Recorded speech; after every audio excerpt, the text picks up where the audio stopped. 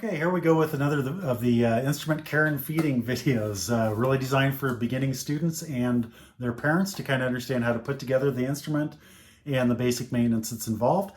And this week we're going to be dealing with the alto saxophone. Now, the instruction is going to be identical for the tenor saxophone. Barry sax is a little different, but most people don't begin on a barry sax, so we won't be covering that one in this video.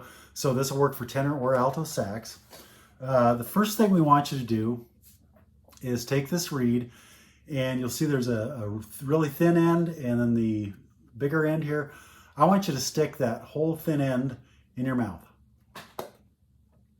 Okay, and you're just going to hold it there, and you're going to let it absorb moisture from your mouth, and that'll get it moist and ready to play. And you're going to leave it there for the entire time that you're putting this together. Okay, now I'm not going to do that because you need to be able to understand what I'm saying, and it's hard to talk that way. So pretend that thing is sticking out right there, okay? So the second thing we're gonna do is actually put the strap on. There should be a neck strap in your case, and it's got a hook on it, and then of course this one's got some nice padding. And then you're gonna pick up the saxophone. Now, when you pick up the saxophone, I really like you to pick up, say, by the bell. You wanna pick up somewhere where there's some real meat to the instrument, okay? You don't wanna grab it by, say, the keys to pick it up, or this key, or even the key guard. You can bend those, and we don't want to do that because then it'll need adjustment, won't play correctly, and we'll need to work on it. So pick it up somewhere. Two hands is great. Set it on your knee, and you'll see on the back side here, you'll see this loop, and that's where our hook goes. And you want to double check that you're not accidentally hooking onto a key or something. So the reason I want you to do that is the second thing you do is now your sax is safe. While you're messing with other things, doing the neck, doing the mouthpiece, it's not going to fall onto the ground. You can set it on your lap still, or just leave it hanging. Now, most saxes will have this end plug. This is called the receiver, and this is just to protect that from getting any dents or debris in it. So we'll take that out. And what goes in there is the neck, which looks like this. Now, this is an underslung key arrangement. There's also an overslung where the key will come around, or come over the top and then around. Either way, they work pretty much the same. I want you to grab those, get in the habit of holding that by the base here, close to where it gets smaller. And that'll just keep you from accidentally bending something if you leverage out here. You'll see here at the receiver, there's this. This is the octave key and our octave lever that is going to engage with this piece on the key. So when we put that on there from the base, we're going to push it in there and just wiggle it on until it goes on.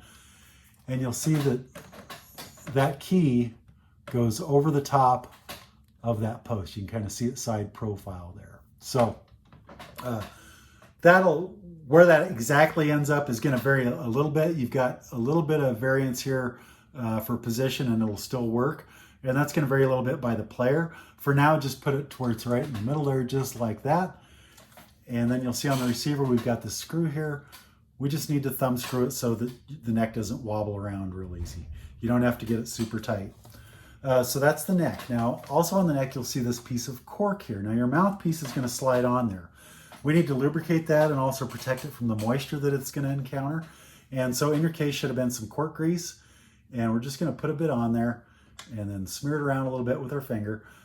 We call it cork grease. It's really, I think, usually more of a wax product, but I'm not certain what goes into the science of it. So we smear a little bit on there. How often do you need to do that? Well, on a brand new saxophone, you might have to do that a couple times a week during its early life. That cork will eventually kind of absorb a lot of that grease, and you'll have to do it less frequently and less frequently. The big thing is you don't want it to be dry to the touch. You want it to be just a little bit slick, and you don't want it to over apply it to where it's just saturated, because that can actually break down the glue. So once or twice a week when you're starting out, once you start getting that saturated, it might only be a couple times a month or maybe even once a month. So we've got that on there.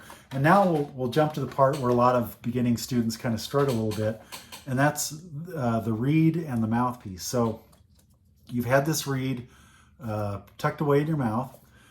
You have a mouthpiece, and the mouthpiece has this kind of flat side. It's got a little curve to it, but it's the flat side and then the top. This is called the face. And then on the reed, you kind of got a face of the reed too. That's this flat side, and then you have the rounded side that's carved. So basically they need to go face to face And when we're done here, that really thin carved edge will go towards the tip of the mouthpiece. So thin to thin and face to face, okay? When we're done here, clamping everything together, we want to be able to see just the smallest line of the mouthpiece at the end of the reed, okay? And you want the reed centered. So we have to hold that on there with something, and that's where this guy comes in. This is called a ligature. And so there's kind of a wider end of the ligature and a narrower end. The wider end goes on first. And I'm going to slide that down there. I've actually got them kind of upside down. There we go. Slide that down there. I'm going to get my reed as close to position as I can now. I'm going to do it from this side because I need to be able to see it, and then I'll flip it around for you. So I've got it pretty close. I can just see that little edge of black there on the tip, and we're good to go. And now I'm going to tighten it down. And you don't have to go gorilla on this. You just need it tight enough to hold the reed firmly. And we're good to go. I'm going to look at that alignment again, make sure it's centered, see if I need to do any adjustments, and we are pretty good. It's centered. You've got just that tiny line there. So that's the hardest bit of assembly here. Once you've got that on there, you're going to put the reed on there, reed facing down if you're holding the saxophone, so that reed's on the bottom. And you just want to slide it on there gently.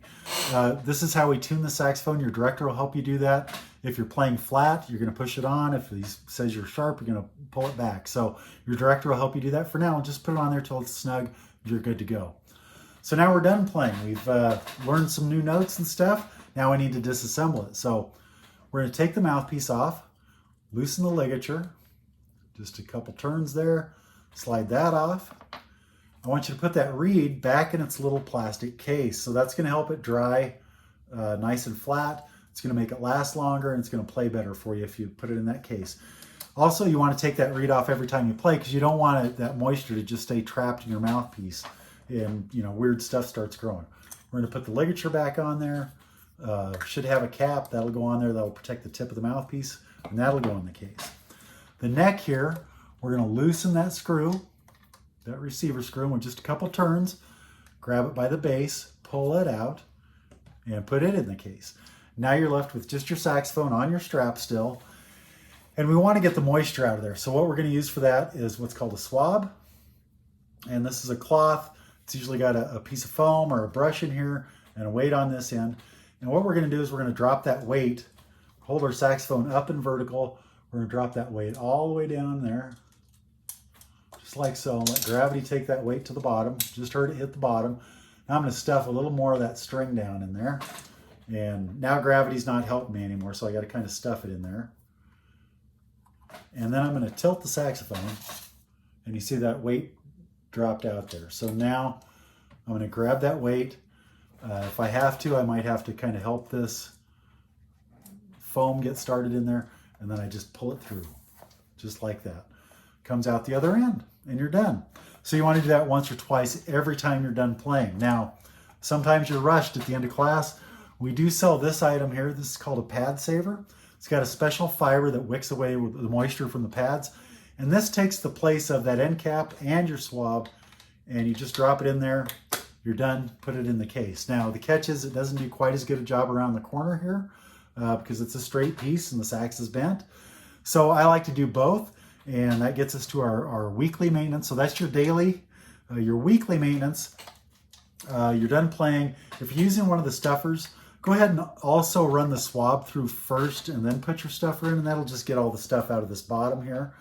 It's not a bad idea to wipe off any excess cork grease and maybe re-grease it. You'll be ready for the week. I also like to clean the receiver and the insert here. So I just do with a Kleenex, wipe that off. And then inside here, I'll pull that stuffer out. Inside here, wipe that off on the inside. And that'll just keep if there's any grit or anything like that in there. Do that. Check it over for any fingerprints, or I'm sorry, any loose screws or anything.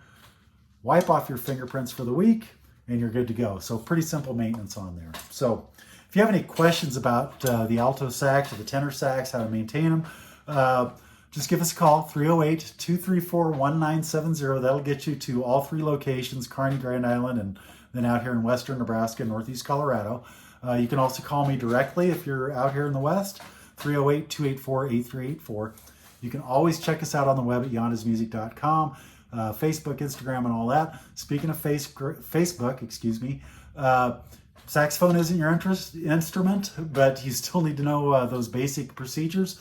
We've got videos in the works for all of them. We've already got a few up. If you follow us on Facebook and click on the videos when you go to our page, you'll find the one for saxophone, clarinet, trumpet, and we'll finish the rest up this week. And so just keep checking there for more information. Until then, I will see you on the road, and enjoy your instrument. Take care of it. It'll take care of you.